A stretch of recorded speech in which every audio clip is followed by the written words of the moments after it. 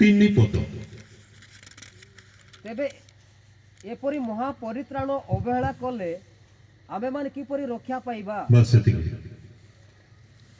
ପରିତ୍ରାଣ ଗୋଟେ ଶବ୍ଦ ଖ୍ରୀଷ୍ଟୀୟ ଜୀବନରେ ସବୁବେଳେ ଆମେ ଶୁଣିଥାଉ, କିନ୍ତୁ ମୋର କହିବାର ଉଦ୍ଦେଶ୍ୟ ପ୍ରିୟମାନେ, ଏଇ ପରିତ୍ରାଣ ପରିତ୍ରାଣ ପରିତ୍ରାଣ ଯୀଶୁ ନାମର ପରିତ୍ରାଣ, ମୁଖରେ ସ୍ୱୀକାର କର, ହୃଦୟରେ ବିଶ୍ୱାସ କର, ପରିତ୍ରାଣ ଅନେକ ଶୁଣୁଛ ମାନେ। ମୋର କହିବାର ଉଦ୍ଦେଶ୍ୟ ଏଇଠି ଦେଖିଲୁ କଣ ହେଇଛି, ପରିତ୍ରାଣକୁ ଅବହେଳା କଲେ କେମିତି ରକ୍ଷା ପାଇବା। ଅବହେଳା ଅବହେଳା ବୋଇଲେ ଆମର ନିଜ ଭାଷାରେ ଆମେ କଣ କହିପାରିବା, ସିନ୍ଧି ବାଠା ଭାଷାରେ ଅବହେଳା ଓଡ଼ିଆ ହେଇଗଲା। ଅବହେଳା କଣ ସେଟା? କୁକୁର ଅବହେଳା ମାନେ କଣ ବୁଝୁଛ ମାନେ?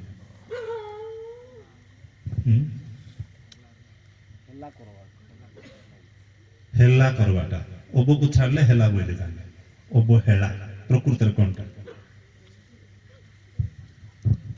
ନିଜ ଜୀବନ ପାଇଁ ପ୍ରିୟ ମାନେ ମୁଁ କହିବାର ଉଦ୍ଦେଶ୍ୟ, ଏଇପରି ଅବହେଳା କଲେ ଆମେ କେମିତି ମହାପରିତ୍ରାଣରୁ ରକ୍ଷା ପାଇବା।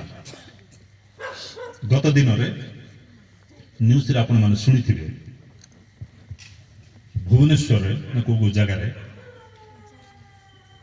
ଅଟୋ ପିଲାମାନଙ୍କୁ ନେଇକି ସ୍କୁଲ ଯାଉଥିଲା, ବସ୍ ଗୋଟେ ଆସିକିରି ଅଟୋକୁ ଧକ୍କା ଦେଇଦେଲା। ଶୁଣିଛନ୍ତି? ଅଟୋ ଡ୍ରାଇଭର ମରିଗଲା। ଅଟୋ ଡ୍ରାଇଭର ପିଲାମାନଙ୍କୁ ନେଇକିରି ସ୍କୁଲକୁ ଯାଉଥିଲା, ବସ୍ ବାଲା ସରକାରର ବସ୍, ମୋ ଲକ୍ଷ୍ମୀ ନୂଆ ସରକାରର ବସ୍ ଆସିକିରି ଧକ୍କା ମାରିଦେଲା। ସେଇଠି ଗୋଟେ ବିଷୟ ଆମେ ଦେଖିବାକୁ ପାରିଲୁ, ସେଇ କଥାବାର୍ତ୍ତା ଦ୍ୱାରା ଏ ଡ୍ରାଇଭର ଅବହେଳା କଲା କି ନାହିଁ। ମାନେ କଣ ଅବହେଳା? ସାଙ୍ଗେ ସାଙ୍ଗେ ଚେକ୍ କଲେ ତାକୁ ମଦ ପିଇଥିଲା। ତା ବାସରେ ଲୋକ ଅଛନ୍ତି, ସେଇ ଲୋକମାନଙ୍କୁ ନିର୍ଦ୍ଦିଷ୍ଟ ସ୍ଥାନକୁ ନେବାର ଥିଲା, କିନ୍ତୁ ତାର ଡ୍ୟୁଟିରେ ସେ କଣ କରିଛି, ଅବହେଳା କରିକିରି ଜଣଙ୍କର ମୃତ୍ୟୁର କାରଣ ହେଇଛି। ଅବହେଳା ଖାତର ନଇଲା କି ନାହିଁ, କଣ ହେଲେ ମୋର କଣ ଗଲା, ଏଇ ଟାଇପର। ତେବେ 25ରେ ଯୋଉଟା ପଢିଲୁ ଆମେ ମାନେ, 25ରେ ଯାହା କରିଥିଲୁ, ତେବେ 26ରେ ପ୍ରିୟ ମାନେ ଯଦି ଆମମାନଙ୍କର ଜୀବନ ସେଇ ଶରୀରକୁ ହିଁ ନେଇ ଆମେ 26ରେ ପ୍ରବେଶ କରିଛୁ। ଏଇ 26 ବର୍ଷ ଯଦି ଆମମାନଙ୍କର ଜୀବନରେ, ଆମମାନଙ୍କର ବ୍ୟକ୍ତିଗତ ଜୀବନରେ ଈଶ୍ୱରଙ୍କ ନିମନ୍ତେ ହେଇପାରେ, ଅବହେଳା ବୋଲି ଏଠି କଲେଜ ଷ୍ଟୁଡେଣ୍ଟ କିଏ ଅଛ କି, ହାଇସ୍କୁଲ ପଢିବା ପିଲା କିଏ ଅଛ କି? କିଏ? ଅବହେଳା ଅବହେଳା ବୁଝିପାରୁଛ ତ? ଅବହେଳା ଲଗେଇକିରି ଗୋଟେ ବାକ୍ୟ କୁହ ତ, ସାଧାରଣ ବାକ୍ୟ, ବାଇବଲ ଦରକାର, ମାଇକ୍ ଦିଅ କୁହ। କିଛି ବଡ କଥା ନାହିଁ, ଆମେ ଶିଖିବା ପାଇଁ। ମୁଁ ଅବହେଳା ଲଗେଇକିରି ଗୋଟେ ଶବ୍ଦ କହିଲ, ଶବ୍ଦ ମାନେ ବାକ୍ୟ ଗୋଟେ କହିଲ।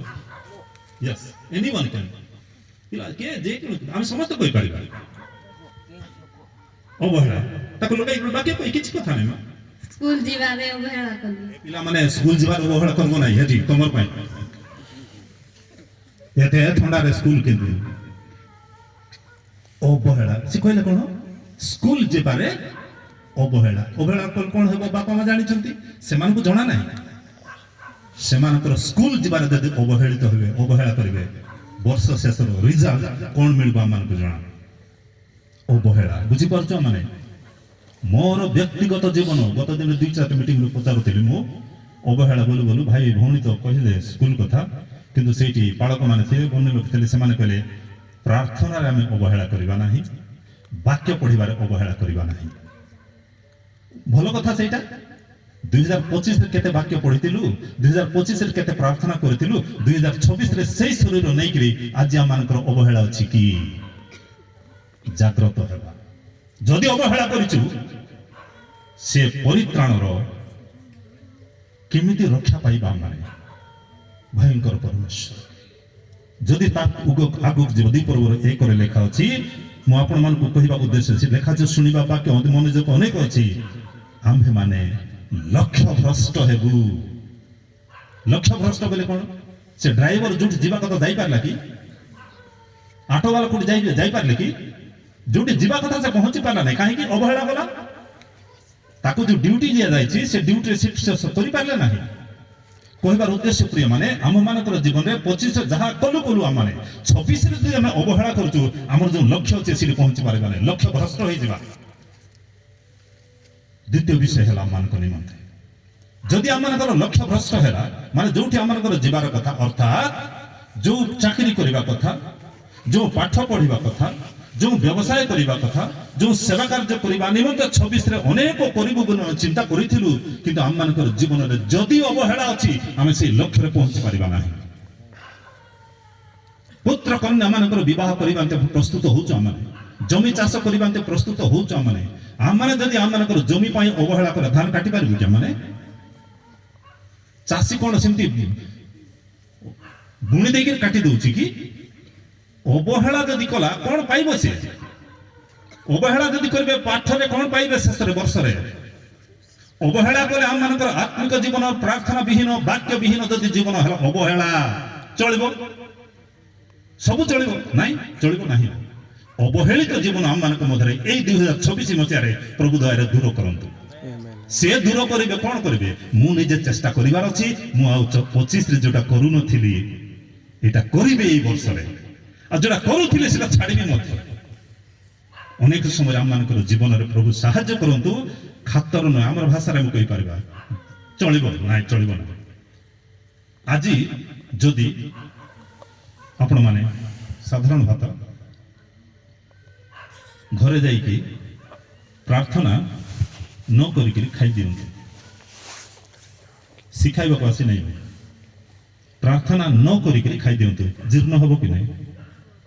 ହେବ? ଟେଷ୍ଟ କରିବା ଦୟାକରି। ତେବେ ପ୍ରାର୍ଥନା ନ କରିକି ଖାଅ ବୋଲି କହିବି ନାହିଁ, ମାତ୍ର ପ୍ରିୟ ମାନେ ବାକ୍ୟ ନ ପଢିକି ଭାତ ଖାଇଲେ ମଧ୍ୟ ଜୀର୍ଣ୍ଣ ହେଇଯାଉଛି, ବିରିୟାନୀ ଖାଇଲେ ମଧ୍ୟ ଜୀର୍ଣ୍ଣ ହେଇଯାଉଛି କି ନାହିଁ? କିନ୍ତୁ ଆମମାନଙ୍କର ଅବହେଳା, ଯଦି ପ୍ରାର୍ଥନା ନ କରିକି ଖାଇଥାନ୍ତି, ସାଙ୍ଗେ ସାଙ୍ଗେ ଯଦି ବାନ୍ତି ହେଇଥାନ୍ତା, ଏ ବାକିଟା କରି ପ୍ରାର୍ଥନା କରିନାହିଁ। ଅବହେଳା ଜାଣିବା ଦରକାର। ମୁଁ ବାକ୍ୟ ସାଙ୍ଗରେ ମୋର ଜୀବନକୁ, ଆମମାନଙ୍କର ଜୀବନକୁ ଆମେ ଲଗେଇବା ପ୍ରିୟ ମାନେ ସେଇଠି। ଯଦି ଆମେ ଅବହେଳା କଲୁ କୌଣସି କ୍ଷେତ୍ରରେ, ପାରିବାରିକ ସମସ୍ୟା, ପତି ପତ୍ନୀର ସମସ୍ୟା, ପୁତ୍ର ବୋହୁର ସମସ୍ୟା, ଭାଇ ଭଉଣୀର ସମସ୍ୟା, ମଣ୍ଡଳୀର ସମସ୍ୟା, ଆମେ ଲକ୍ଷ୍ୟ ଭ୍ରଷ୍ଟ ହେବୁ। କହୁଛୁ ସ୍ୱର୍ଗ ପଳେଇବୁ, କୋଉ ସ୍ୱର୍ଗ ଯିବ? ଅବହେଳା କରିଛ, କିଣାନ ତ ପ୍ରବେଶ କଲେ ନାହିଁ ନା ସେମାନେ। ଆମେ କହିବା କେବଳ ହାତ ଉଠାଇଦେବା ସ୍ୱର୍ଗକୁ ପଳେଇବୁ ବୋଲି, କିନ୍ତୁ ସେଇ ସ୍ୱର୍ଗକୁ ଯିବାର ଲକ୍ଷ୍ୟରୁ ଆମେ ଭ୍ରଷ୍ଟ ହେବୁ, କାରଣ ଆମେ ଅବହେଳା କରିଛୁ। ତୃତୀୟ ବିଷୟ ସେଠି ଲେଖା ଅଛି, ବିଶେଷ କରି ପ୍ରଭୁ ସାହାଯ୍ୟ କରନ୍ତୁ, 3:12 ଏପ୍ରିଲ 3:12 ଏପ୍ରିଲ 3:12 ସେଠି ମୁଁ ପଢି ଦଉଛି ଆପଣମାନଙ୍କ ନିମନ୍ତେ। ସେଠି ଲେଖା ଅଛି, ହେ ଭାଇମାନେ ସାବଧାନ, ଯେପରି ଜୀବନ୍ତ ଈଶ୍ୱରଙ୍କ ଠାରୁ ବିମୁଖକାରୀ ଦୁଷ୍ଟ ଅବିଶ୍ୱାସୀ ହୃଦୟ ତୁମ୍ଭମାନଙ୍କ କାହାରି ଠାରେ ନଥାଏ। ଦୁଷ୍ଟ ବୋଲି କହିଲେ ଭଲ ଲାଗିବ ନାହିଁ, ଅବିଶ୍ୱାସର ହୃଦୟ। ଯଦି ଆମେ ଅବହେଳା କଲୁ, ଆମେ ଲକ୍ଷ୍ୟ ଭ୍ରଷ୍ଟ ହେବୁ। ଲକ୍ଷ୍ୟ ଭ୍ରଷ୍ଟ ସାଙ୍ଗେ ସାଙ୍ଗେ ଆମ ଜୀବନରେ କଣ ହେବ? ଅବିଶ୍ୱାସ ଆସିବ। ପ୍ରାର୍ଥନା କରୁ କରୁ କରୁଥିଲେ ଆମମାନଙ୍କର ବିଶ୍ୱାସ ବଢିବ। ପ୍ରାର୍ଥନା ଯଦି କରୁନାହୁଁ, ଆମମାନେ ଅବିଶ୍ୱାସୀ ହେଇଯିବା। ଖ୍ରୀଷ୍ଟୀୟ ଜୀବନ କାଟୁଥିବା, ମଣ୍ଡଳୀକୁ ଆସୁଥିବା, କିନ୍ତୁ କୌଣସି ଗୋଟେ ବିଷୟରେ ଆମମାନଙ୍କର ବିଶ୍ୱାସର ଜୀବନ ଆଗକୁ ବଢୁନଥିବ। ସମସ୍ୟାରେ କେବଳ କ୍ରନ୍ଦନ କରିବା, କାନ୍ଦିବା କେବଳ ଆମମାନେ। କାହିଁକି? ଆମେ ପ୍ରଥମରୁ ଅବହେଳା କଲୁ, ଆମର ଲକ୍ଷ୍ୟ ଭ୍ରଷ୍ଟ ହେଇଛି, ଯଦ୍ୱାରା ଆମମାନଙ୍କର ଜୀବନରେ ଅବିଶ୍ୱାସ ଆରମ୍ଭ ହେଇଯାଇଛି। ଆମେ କହୁଛୁ ବିଶ୍ୱାସୀ ବୋଲି, କିନ୍ତୁ ଅନେକ କ୍ଷେତ୍ରରେ ଆମେ ଅବିଶ୍ୱାସୀ ଠାରୁ ଆହୁରି ତଳକୁ ଆଜି ଖସି ଯାଇଛୁ। ସେଇଟା ଆମମାନଙ୍କ ଜୀବନରେ ନ ହେବା ନିମନ୍ତେ ପ୍ରଭୁ ଆମମାନଙ୍କୁ ସାହାଯ୍ୟ କରନ୍ତୁ। କଣ ହେଇଛି? ତୁମ୍ଭମାନଙ୍କ ମଧ୍ୟରେ କାହାରି ଠାରେ ନଥାଏ ପ୍ରିୟମାନେ। ପ୍ରଥମରେ ଦେଖିଲୁ, ମନେ ରଖନ୍ତୁ ଦୟାକରି 5ଟା ପଏଣ୍ଟ। ଅବହେଳା କରିବାରୁ ଲକ୍ଷ୍ୟ ଭ୍ରଷ୍ଟ ହେଲୁ। ଲକ୍ଷ୍ୟ ଭ୍ରଷ୍ଟ ସାଙ୍ଗେ ସାଙ୍ଗେ କଣ ହେଉଛି? ଅବିଶ୍ୱାସ ପ୍ରବେଶ କରୁଛି ଆମମାନଙ୍କର ଜୀବନରେ। ଯଦି ଏଇ ଅବିଶ୍ୱାସ ଆମମାନଙ୍କ ଜୀବନରେ ଆସିଲା, ତେବେ ଆମେ କଣ କରିବୁ ସେଇ ସମୟରେ ଜାଣିଛନ୍ତି? 10 ପର୍ବର 26ରେ ଲେଖା ଅଛି, ଜାଣି ଜାଣିକି ଆମେ ଭୁଲ କରିବୁ। ପଢନ୍ତୁ ସେ 10:24 ଏପ୍ରିଲ କଣ ଲେଖା ଅଛି ସେଠି? ସ୍ୱେଚ୍ଛାକୃତ ପାପ ପଢନ୍ତୁ 26:10-26 ସତ୍ୟ ଜ୍ଞାନ ଲାଭ କଲା ପରେ ସ୍ୱେଚ୍ଛା ପୂର୍ବକ ପାପ କରୁଥାଉ ତେବେ ପାପାର୍ଥକ ବଳି ଆଉ ଅବଶିଷ୍ଟ ନଥାଏ। ଜାଣି ଜାଣି ପାପ କରିବ ମନୁଷ୍ୟ, କାହିଁକି? ଅବିଶ୍ୱାସ କଲା। ଅବିଶ୍ୱାସ କାହିଁକି ହେଇଛି? ଲକ୍ଷ୍ୟ ଭ୍ରଷ୍ଟ ହେଇଛି। ଲକ୍ଷ୍ୟ ଭ୍ରଷ୍ଟ କାହିଁକି ହେଇଛି? ଅବହେଳା କରିଛି। ଗୋଟେ ପରେ ଗୋଟେ 2026 ମସିହାରେ ଆମମାନଙ୍କୁ ପ୍ରଭୁ ସାହାଯ୍ୟ କରନ୍ତୁ। ଏଇ ଅବହେଳିତ ଜୀବନରୁ ଆମମାନଙ୍କୁ ମୁକ୍ତ କରନ୍ତୁ। ଯେଉଁ ଲକ୍ଷ୍ୟରେ ଆମମାନେ ଯିବାର ଅଛି ସେଇ ଲକ୍ଷ୍ୟରେ ଆମେ ପହଞ୍ଚିବା। ଆମମାନଙ୍କ ଠାରେ ବିଶ୍ୱାସୀର ହୃଦୟ ସବୁବେଳେ କାର୍ଯ୍ୟ କରୁ। ଏବଂ ବିଶେଷ କରି ଦେଖିଲୁ ଆମମାନେ କୌଣସି ମତେ ସ୍ୱେଚ୍ଛାକୃତ ପାପ ବୋଲି କଣ ସେଇଟା? ସ୍ୱେଚ୍ଛାକୃତ ପାପ ବୋଲି କଣଟା? ଜାଣି ଜାଣି ଭୁଲ କରିବା। ପ୍ରଭୁଙ୍କ ଠାରେ ପ୍ରାର୍ଥନା କରିବା। এই ବାକ୍ୟ এই ସମୟରେ ଆପଣମାନଙ୍କୁ କଥା କରୁ। 25ରେ ଯୋଉଟା କରିଛି ମୁଁ ଜାଣିଛି ନିଜେ ଜାଣି ଜାଣି ଭୁଲ କରିଦେଇଛି। ସେଇ ସ୍ୱେଚ୍ଛାକୃତ ପାପରୁ এই 2026 ମସିହା 31 ଡିସେମ୍ବର ପର୍ଯ୍ୟନ୍ତ ତାପରେ ମଧ୍ୟ ଜାଣି ଜାଣି ଆମେ ଭୁଲ କରିବା। କଣ କରିବି? ନାଇଁ, ସେଇ ଯୋଉ ବାହାନା କଥା ଆଉ ନାଇଁ, ଚଳିବ ନାହିଁ। 2026 ମସିହା ଆମକୁ ସାହାଯ୍ୟ କରୁ ଯେ ପ୍ରକୃତରେ এই ଦିନରେ ବିଶେଷ କରି ଜାଣି ଜାଣି ପୁଅ ଝିଅ ମାନେ ବଡ଼ ଲୋକମାନେ ଇଏ ସାନ ପିଲାମାନେ କରୁଛନ୍ତି ତାଙ୍କ ଦେଖିବା, ଜାଗ୍ରତ କରିବା। ମାନେ ଜାଣି ଜାଣି ଭୁଲ କରନ୍ତି ସେମାନଙ୍କୁ ଆମେ ଶାସନ ରଖିବା ଦରକାର ମଧ୍ୟ। କାହିଁକି? ସେମାନଙ୍କୁ ଯଦି ଆମେ ଶାସନ ରଖିବା ନାହିଁ, ପରବର୍ତ୍ତୀ ଦିନରେ ସେମାନଙ୍କ ପାଇଁ ଆମମାନଙ୍କର ଆଖିର ଅଶ୍ରୁ ବାହାରିବ, କିଛି କରିପାରୁନଥିବା। ସ୍ୱେଚ୍ଛାକୃତ ପାପ। এই ସ୍ୱେଚ୍ଛାକୃତ ପାପ କାହିଁକି ହେଉଛି ଜାଣିଛନ୍ତି? 25ରେ କଣ ଲେଖା ଅଛି? ତାଗକୁ ପଢନ୍ତୁ। କେହି କେହି ସବୁ ନାହିଁ, ଦେଖନ୍ତୁ, କେହି କେହି ଯେପରି ଆମ୍ଭମାନଙ୍କର ମଣ୍ଡଳୀ ଉପାସନା କଣ କରନ୍ତି? ପରିତ୍ୟାଗ କରିଥାନ୍ତି। ଜାଗ୍ରତ ହେବା। 25ରେ କେତେ ମଣ୍ଡଳୀ? 25ରେ କେତେ ରବିବାର ମୁଁ ଆଟେଣ୍ଡ କରିଛି ହିସାବ କରିଛନ୍ତି କି? ରବିବାର ଦିନ ଆକା ବେଶୀ କାମ ଆମକୁ। ଯେଉଁମାନେ ଚାକିରି ଯିବା କଥା ଯିବା ଦରକାର, ମନା କରିବୁ କି ଆମେ ସେଇଟା ନାହିଁ, କିନ୍ତୁ ନଗଲେ ମଧ୍ୟ ଚଳିବ ବୋଲି ଅନ୍ୟ କାର୍ଯ୍ୟରେ ବ୍ୟସ୍ତ ହେବା ହଉଛି ଉପାସନା ଯେଉଁମାନେ ପରିତ୍ୟାଗ କରନ୍ତି। କଣ ପାଇଁ ସେଇଟା ଲେଖା ହଉଛି? ଭୟଙ୍କର ପ୍ରିୟମାନେ, ସେଠି ଲେଖା ତଳେ ଲେଖା ଅଛି ବିଶେଷତଃ ତୁମ୍ଭେମାନେ ପ୍ରଭୁଙ୍କ ଦିନ ନିକଟବର୍ତ୍ତୀ ହୋଇ ଆସୁଅଛି ବୋଲି ଦେଖୁଅଛ। ମଣ୍ଡଳୀ ପରିତ୍ୟାଗ କରିବା ନାହିଁ। ପରିତ୍ୟାଗ ବୋଲି ଛାଡ଼ି ଦେଇ ପଳେଇବା କଥା ନାହିଁ। ଅବହେଳିତ ଜୀବନ, ଅବହେଳିତ ଜୀବନ ହଉ, ମଣ୍ଡଳୀ ଯିବା ଛାଡ଼ିଲେ ଅନ୍ୟ ଯିବୁ। ଆମେ ବିଶ୍ୱାସୀ ଜାଗାରେ ଅବିଶ୍ୱାସୀ ହେଇଯିବୁ। ଅବିଶ୍ୱାସୀ ହେବାର ଆମେ ସ୍ୱେଚ୍ଛାକୃତ ଜାଣି ଜାଣି ଭୁଲ କରିଦେବୁ। ଆଉ ସ୍ୱେଚ୍ଛାକୃତ ପାପ କରିବା ଦ୍ୱାରା ଆମମାନଙ୍କର ଜୀବନରେ ପରମେଶ୍ୱର ସାହାଯ୍ୟ କରନ୍ତୁ। 12-15 ପଢିବା ଆମେ। 12-15 ଏଭଳି 12-15 କାଳେ କେହି ଈଶ୍ୱରଙ୍କ ଅନୁଗ୍ରହରୁ ପତିତ ହୁଏ ଅବା କୌଣସି ତିକ୍ତତାର ମୂଳ ଅଙ୍କୁରିତ ହୋଇ ବଢି ଉଠି ତୁମ୍ଭମାନଙ୍କର ଅନିଷ୍ଟ କରେ, ଆଉ ତ ଦ୍ୱାରା ଅନେକ କଳୁଷିତ ହୁଅନ୍ତି। କାଳେ କେହି ଈଶ୍ୱରଙ୍କ ଅନୁଗ୍ରହରୁ ପତିତ ହୁଏ ଅବା କୌଣସି ତିକ୍ତତାର ମୂଳ ଅଙ୍କୁରିତ ହୋଇ ବଢି ଉଠି ତୁମ୍ଭମାନଙ୍କର ଅନିଷ୍ଟ କରେ, ଯଦ୍ୱାରା ଅନେକ କଳୁଷିତ ହୁଅନ୍ତି।